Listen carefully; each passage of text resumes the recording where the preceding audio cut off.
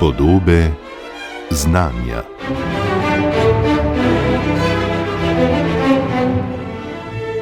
Kaj se bo zgodilo z varnostjo digitalnih podatkov, ko bodo kvantni računalniki lahko enostavno razbili enkripcijo, s katero jih danes ščitimo, je dilema, ki že dolgo zbuja nelagodje. In obenem spodbuja iskanje rešitev. Odgovor, ki se ponuja, prav tako kot kvantni računalniki, korenini v kvantni fiziki. Gre za tako imenovane kvantne komunikacije, pristop, ki podatke pred potencialnimi vdori zaščiti s pomočjo načel kvantne mehanike. Najbolj robustni protokoli kvantne komunikacije temeljijo na prepletenih stanjih fotonov. Toda praktična uporaba prepletenih delcev, enega bolj nenavadnih pojavov kvantne fizike, seveda zahteva razvoj ustrezne tehnologije. Ta se že pospešeno razvija, tudi pri nas. V laboratoriju za kvantno optiko in temelje kvantne fizike na Fakulteti za matematiko in fiziko Univerze v Ljubljani tako razvijajo vrsto ključnih tehnologij za kvantno komunikacijo oziroma kvantno izmenjavo ključa. S tem se med drugim ukvarja tudi današnja gostja oddaje Podobe znanja, doktorica Lara Ulčakar. Lepo pozdravljeni. Živjo. Če se torej uvodoma čisto na kratko dotakneva izvornega problema z varnostjo podatkov. Na kakšen način bo torej kvantni računalnik ogrozil sodobne načine zaščite? Ja, torej, mogoče treba najprej se spomniti, na čem temelji sodobna varna komunikacija. Torej, sodobna varna komunikacija temelji na klasičnih kriptirnih algoritmih. Tu pa gre v bistvu za zelo težke matematične algoritme, ki se jih da odkleniti z kriptografskimi ključi. Ampak, če nimaš ti tega ključa, moraš vzeti računalnik in ga potem poskusiti rešiti z računalnikom. Ampak te matematični problemi so tako težki, da jih navadni računalniki ne morejo rešiti. Recimo en tak primer je faktorizacija velikih števil na praštevila. No in en tak protokol, ki temelji na temu problemu, se imenuje RSA algoritem, ki je bil dolga leta temelj klasične kriptografije. Sedaj pa prihajajoči kvantni računalniki, oni pa lahko to ogrozijo, zaradi tega, ker oni pa temeljijo na popolnoma drugih principih in zaradi tega lahko matematične probleme rešujejo na drugačen način. In tako lahko v bistvu tudi rešijo to faktorizacijo na praštevila zelo hitro. Se pravi, nek problem, ki je zelo zahteven za torej računalnike, kakršne v glavnem uporabljamo danes, in tukaj so prišteti tudi pravzaprav sodobni superračunalniki. Določen tip nalog je zanje težek, za kvantni računalnik pa ne bo težek in zato bo, torej, čeprav razumem, ta zdaj obstoječa enkripcija nenadoma imela na široko odprta vrata za kvantno reševanje te zaščite, ne? Ja, tako je. Pa v bistvu še ena nevarnost je, ki je treba omeniti, po angleško je store now, decrypt later. Tu pa gre za to, da tudi če se kvantni računalniki ne razvijajo, bodo navadni računalniki vedno boljši. In recimo kritična zakriptirana sporočila se lahko ujame in se jih shrani za 10 let in čez 10 let pa bo navaden računalnik dovolj dober, da ga bo pa lahko dekodiral recimo v enem mesecu. Tako da tudi zaradi tega, tudi če kvantni računalniki ne pridejo, je treba ta problem rešiti. Se pravi, pod črto obstoječa zaščita pravzaprav ni zelo varna. Ja. Na dolgi rok ni varna. Ja. Ok, se pravi, ni čudno, ne, da se išče alternativne metode. Kakšni so ti pristopi in kakšno vlogo pravzaprav imajo tukaj zdaj tako imenovane kvantne komunikacije? Ja, preden grem na kvantno komunikacijo, bom najprej omenila postkvantno kriptografijo. Torej, ta je zelo podobna klasični kriptografiji. Torej, ta ponovno temelji na matematičnih problemih, ki jih navaden računalnik težko reši, ampak hkrati pa za te algoritme se še ne pozna kvantnega algoritma, ki bi jih učinkovito rešil. Zaradi tega je to v bistvu trenutno najlažji način, kako prenoviti klasično kriptografijo pred kvantnimi računalniki, torej da se nekako te nove algoritme implementira v sodobno komunikacijo. Se pa ne ve, ali bodo morda v prihodnje našli kvantni algoritem, ki jih pa lahko razdre, tako da to ni zagotovo rešitev za dolgi čas. In potem nastopi pač čisto drugačen pristop k varnosti in zdaj sva nekako pri jedru najine teme. Na kakšen način torej kvantne komunikacije se lotijo tega problema, doktorica Lara Olčakar? Ja, torej kvantne komunikacije se pa tega čisto drugače lotijo. Torej tukaj ni nobenih matematičnih algoritmov, ki jih mora nekdo rešiti. Tukaj gre za zelo preprost način, in sicer dva popolnoma enaka ključa, pač kriptografska ključa, je treba razdeliti med dva, ki želita komunicirati, recimo med naju. In če se to razdeli na tak način, da nihče ne more prisluškovati, da nihče ne more uganiti tega ključa, in če potem midve, če imava isti ključ in če je ta ključ enako dolg, kakor je dolgo najino sporočilo, in če potem jaz zakriptiram, pa ti pošljem, pa ti dekriptiraš, in potem stran vrževa ta ključ in ga nikoli več ne uporabiva, potem noben algoritem, nobena prihodna tehnologija ne more uganiti tega ključa. In kvantna komunikacija omogoča kvantno izmenjavo ključa, torej to je pa način, kako si izmenjati dva popolnoma enaka ključa. In tu, če se ne motim, pridejo v poštev ti prej omenjeni prepleteni delci. Na kakšen način pravzaprav, kakšno vlogo ima to prepletanje delcev tukaj, kako omogočajo torej to pošiljanje, varno pošiljanje torej enakih ključev? Ja, bom najprej sam na hitro mogoče razložila, kako se sploh zapiše informacijo v kvantna stanja. Torej, enota kvantne informacije je kubit, ki lahko zapiše stanje 0 ali pa stanje 1 ali pa kakršnokoli kvantno superpozicijo teh stanj. Torej, v tem se malo razlikuje od navadne klasične informacije, ki je 0 pa 1. No, in v komunikaciji, v optični komunikaciji se uporablja za kvantna stanja v bistvu stanja fotonov, torej delcev svetlobe.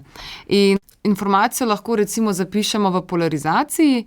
Polarizacija nam pove smer, v kateri smeri niha električno polje. In recimo ta je lahko horizontalna pa vertikalna. In potem se lahko dogovorimo, da če pomerimo horizontalen foton, nam bo to dalo bit 0, če pa vertikalen pa bit 1. No in zdaj obstaja veliko različnih načinov, kako izdvajati to kvantno izmenjavo ključa, ampak dajmo govoriti o tej najbolj robustni na osnovi prepletenih fotonov. Torej, ta pa deluje tako. Prepletena stanja fotonov so taka stanja, kjer v bistvu ne znamo nič povedati o stanju enega fotona. Edino, kar je znano, je skupno stanje dveh fotonov. Recimo, ne moremo napovedati, kakšno meritev bomo dobili, če bomo enega pomerili, kar pa vemo pa je to, da bosta recimo meritvi obeh fotonov dali vedno enak rezultat. Torej, znane so nekako korelacije med fotoni. No in zdaj to lahko uporabimo za kvantno izmenjavo ključa na tak način. Vzemimo par fotonov, en potuje proti tebi, en pa proti meni. In potem ti dobiš ta foton, pa pomeriš njegovo polarizacijo, in po načelih kvantne mehanike boš ti pač pomerila nek naključen rezultat, ali horizontalno ali vertikalno, in recimo, da pomeriš horizontalno. In zato, ker sta te dva najina fotona prepletena, to pomeni, da če si ti pomerila horizontalno, bom jaz z 100% verjetnostjo tudi pomerila horizontalno. Ampak to veva pa samo mi dve, ker sva pač to pomerili. Nihče drug pač ne more uganiti, ali sva pomerili horizontalno ali vertikalno. In na tak način recimo obe dve dobiva bit 0. Pri naslednjem fotonu, ki pa spet pride, pa ga spet pomeriva, pa bova mogoče pomerili vertikalno in tako dobiva bit 1. In na tak način lahko si v bistvu zgenerirava dolgo zaporedje ničel in enk, ko pomeriva veliko fotonov, in to zaporedje nam pa v bistvu predstavlja zdaj ta skrivni kriptografski ključ. Vsekakor je v jedru tega zdaj novega pristopa k zapisovanju, torej horizontalnih in vertikalnih nihanj svetlobe oziroma torej teh kvantnih ničel in enic, ta nek pojav, ki pravzaprav velja za enega bolj nenavadnih. Ravno to, da sva midve lahko zelo daleč narazen in vendar v trenutku, ko pomeriva stanje enega prepletenega fotona, veva, kakšno je stanje drugega, nekako krši našo intuicijo glede tega, kako hitro lahko potujejo informacije, če si to zadevo tako razlagamo. Zakaj so te prepleteni fotoni, prepleteni delci pravzaprav tako zelo burili duhove v fiziki? Ja, torej v bistvu eden od glavnih nasprotnikov kvantne mehanike je bil Albert Einstein. On je kar avtoriteta, razumemo, da je imel dobre verjetno argumente, ne?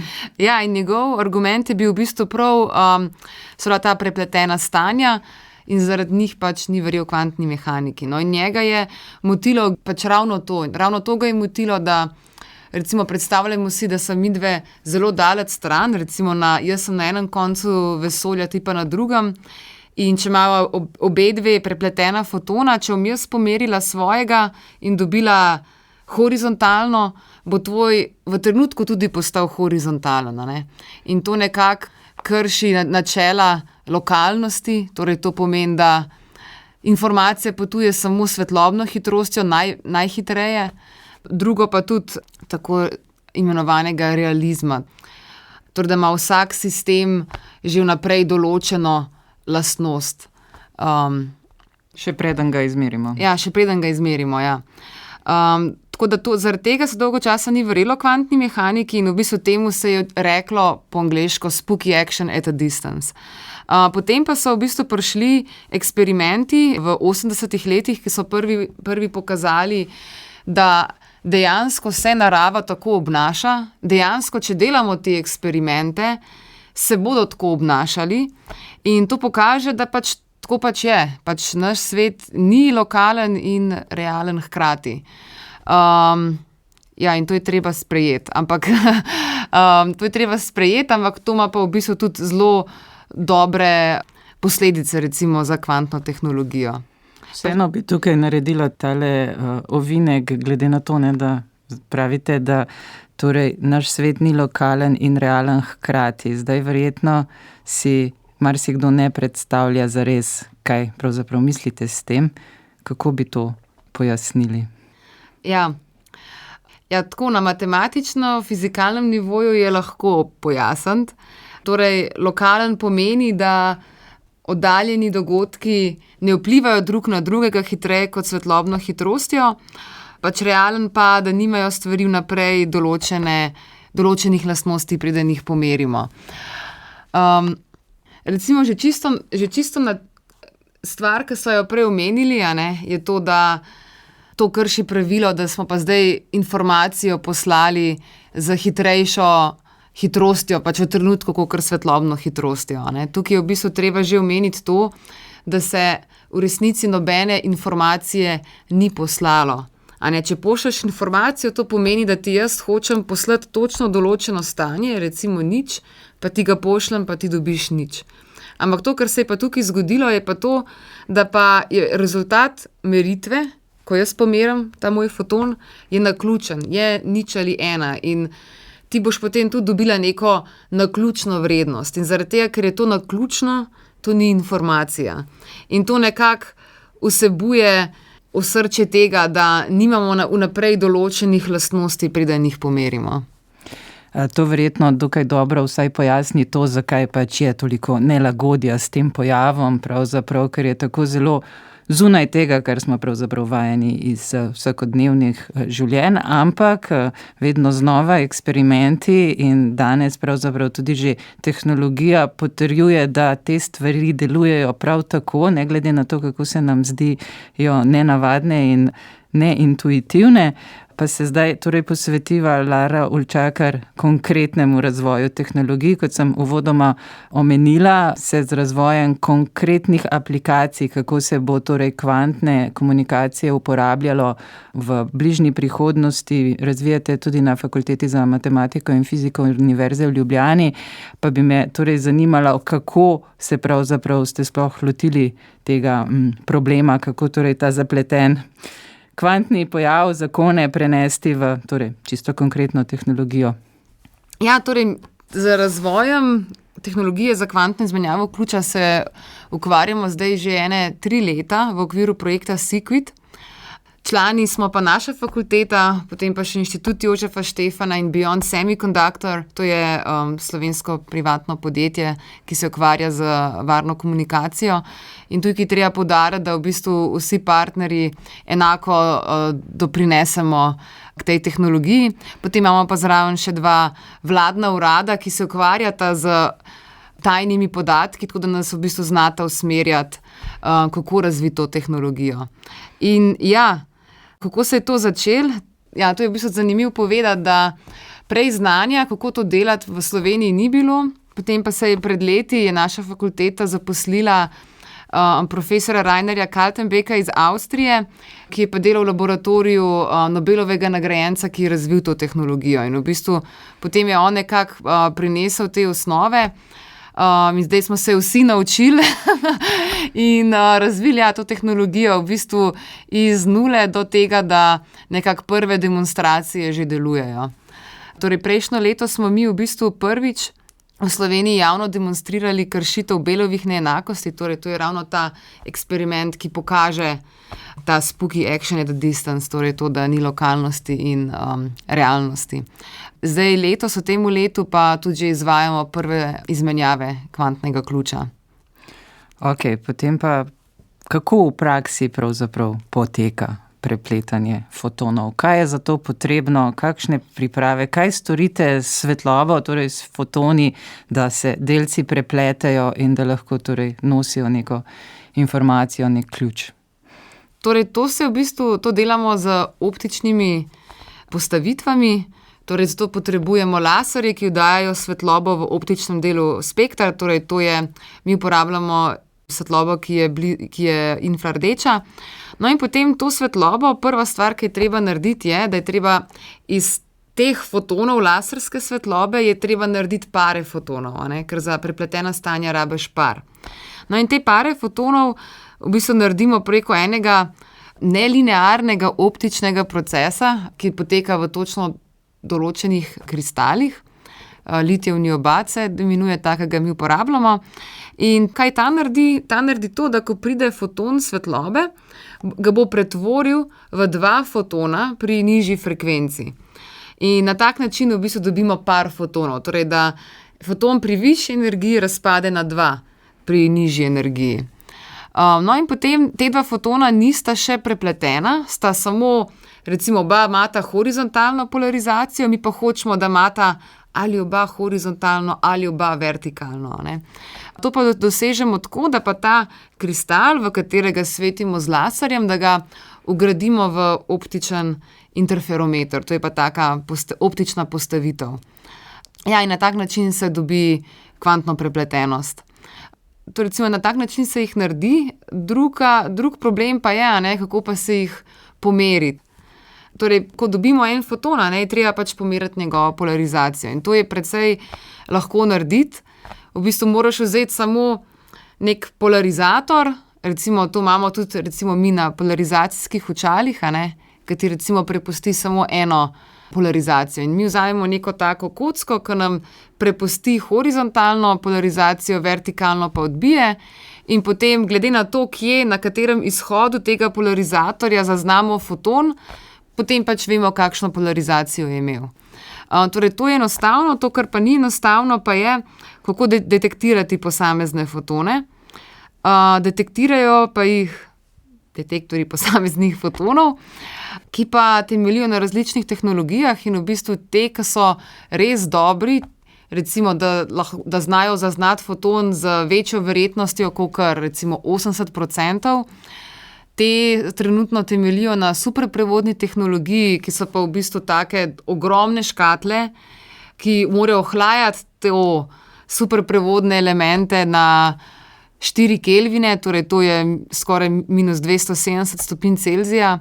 In zaradi tega je ta oprema v bistvu trenutno še zelo draga in se je zaradi tega za praktične implementacije kvantne izmenjave ključa ne da uporabljati. Tako da uporabljamo trenutno neke manj efektivne detektorje, ki nam pa dajo pol zaradi tega tudi v bistvu manjše hitrosti prenosa ključa. Zdaj, omenjali ste torej, da prepletete, da razdelite torej en foton na 2 z nižjo energijo in potem pač ju prepletete, ampak verjetno v praksi imate veliko fotonov, ne? Konec koncev v nekem žarku laserja pač so fotoni v zelo, zelo visokih številkah in domnevam, da v praksi pač ne gre za en foton. Kako je s tem? Ja, to je pa dobro vprašanje. Ja. To tudi jaz nisem čez dobro razumela, preden nisem tega v praksi videla. Torej, koliko fotonov dobimo recimo na sekundo, lahko uravnavamo z jakostjo tega laserja, s katerim svetimo v ta kristal. No, in mi ponavadi uporabljamo take jakosti, ki nam dajo približno 1 milijon prepletenih parov fotonov na sekundo. In 1 milijon teh parov pride pač v eni sekundi, ampak tako ob naključnih časih. To je nek naključen proces, kdaj točno bosta 2 nastala in prišla. In zakaj smo si izbrali glih 1 milijon, to številko? To smo si pa v bistvu izbrali glih zaradi tega, ker trenutna tehnologija zaznavanja posameznih fotonov nam omogoča najvišje take hitrosti. Torej, detektor mora biti sposoben zaznati en foton in potem tem mora nekako klasična elektronika zapisati ta signal in določiti, ob katerem času je prišel, in potem se mora detektor nazaj lepo ohladiti, da je pripravljen spet novega sprejeti. Tako to nekako izgleda. Ni najbolj preprosto slišati. Se trenutno torej pošilja primarno te varne ključe ali bi lahko na ta način pravzaprav konec koncev pošiljali kakršnokoli informacijo? Kakšne so omejitve v praksi dolgoročno gledano? Klasične informacije se po kvantnih kanalih ne da prenašati, ker pač gre za kvantna stanja. Ampak recimo, kar bi pa lahko prenašali, je pa kvantna informacija. Torej pa, da mi dejansko želimo poslati, točno določeno kvantno stanje, enega fotona ali pa večjih fotonov, recimo na oddaljen kvantni računalnik. Recimo, to je ena taka možna uporaba kvantnih omrežij. Temu se reče v bistvu kvantno računanje na daljavo. Ja, tako da v bistvu torej kvantna izmenjava ključa je v bistvu samo del kvantne komunikacije. Kvantna komunikacija vsebuje res še veliko več in nekako stremi se k temu, da bi se lahko zgradili res velika kvantna omrežja, ki bi bila nekako podobna kvantnemu internetu. In ta bi povezoval različne recimo senzorje, kvantne računalnike in tako dalje. Bi pa šlo torej za to neko v bistvu usporedno infrastrukturo, ne bi nadomestila tega, kar poznamo danes, za pravzaprav najrazličnejšo obliko našega klasičnega komuniciranja, ampak za pravzaprav neke specifične rabe, naloge in tako naprej. Ja, trenutno to tako izgleda, ampak bomo pa videli, kam gre razvoj, ne? Bomo videli, zakaj se bo še pokazalo, zakaj je uporabno. Kako pa je pravzaprav širše gledano z razvojem teh tehnologij, ta kvantna revolucija, razvoj novih naprav v svetu poteka z veliko naglico, veliko se pričakuje torej novega, kar bo lahko omogočila, pa me zanima, kako je pravzaprav na področju kvantnih komunikacij s tem razvojem širše, zakaj je bilo potrebno v bistvu tukaj pri nas razviti tako rekoč od začetka vse. Ja, torej komponente za kvantno izmenjavo ključa so že v bistvu precej razvite in da se dejansko kupiti komponente za to na trgu. Ima že podjetja, ki to delajo. Recimo Kitajska je trenutno vodilna na tem področju. Oni imajo v bistvu delujoče kvantno omrežje, ki povezuje recimo točke na razdalji recimo 10.000 kilometrov, preko tega, da v bistvu te kvantne signale svetlobe pošiljajo na satelit, pa potem nazaj nekam drugam na Zemljo. Tako da to je to dejansko pač deluje. In v bistvu to, kar je zanimivo tukaj povedati, je to, da se je ta tehnologija razvila v Evropi na začetku, potem pa je Evropa zaspala na teh lovorikah tega znanstvenega uspeha, ni pač v bistvu spodbudila, da bi se razvilo v nekaj praktičnega, in potem je pa v bistvu Kitajska nekako to poprijela pa nas prehitela. In v bistvu zdaj Evropa veliko vlaga denarja v to, da bi njene članice si same razvile omrežja.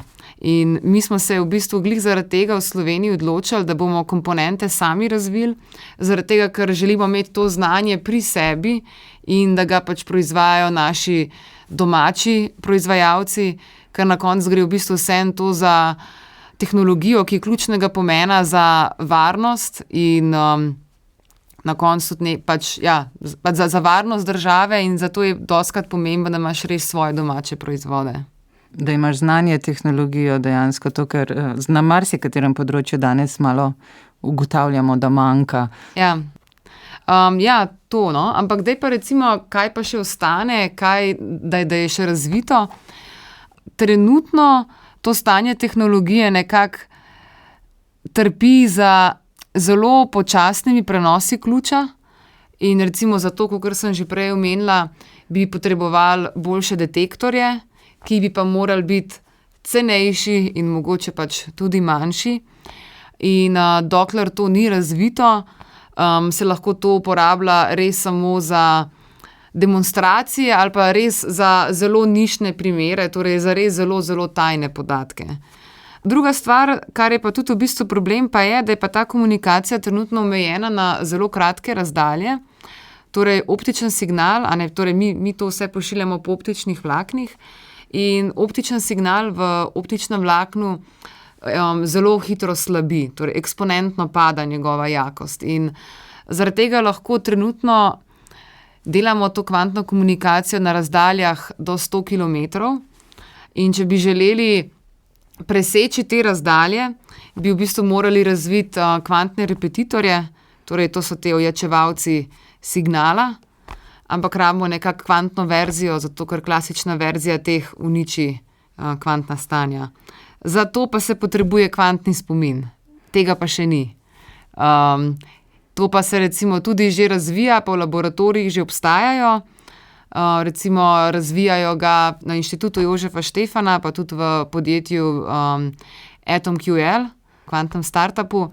Ampak to so še vse pač demonstratorji, niso pa še delujoči prototipi.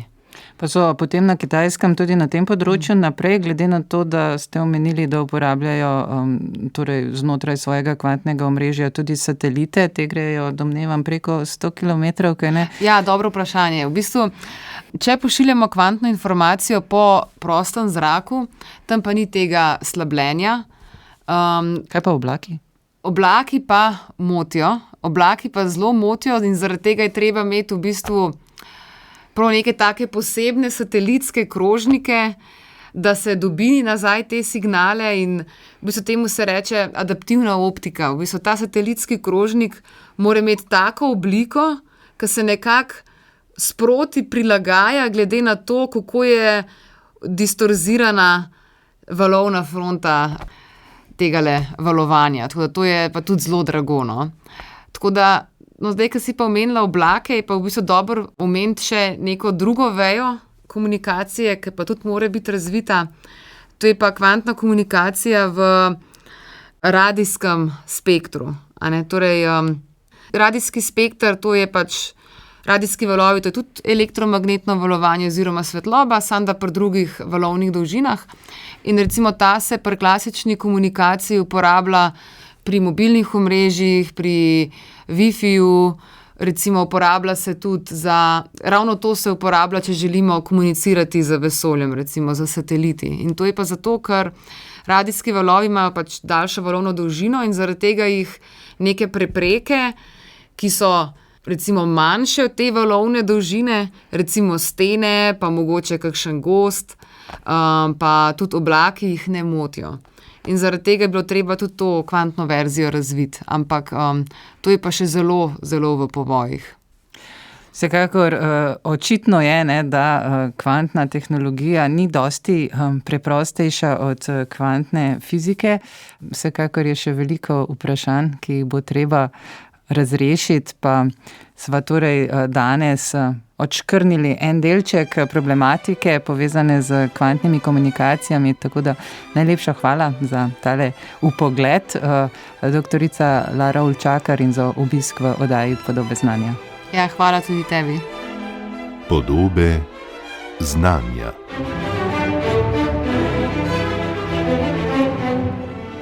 Z doktorico Laro Ulčakar z Fakultete za matematiko in fiziko Univerze v Ljubljani sem se pogovarjala Nina Slaček, za ton je skrbel Jernej Boc.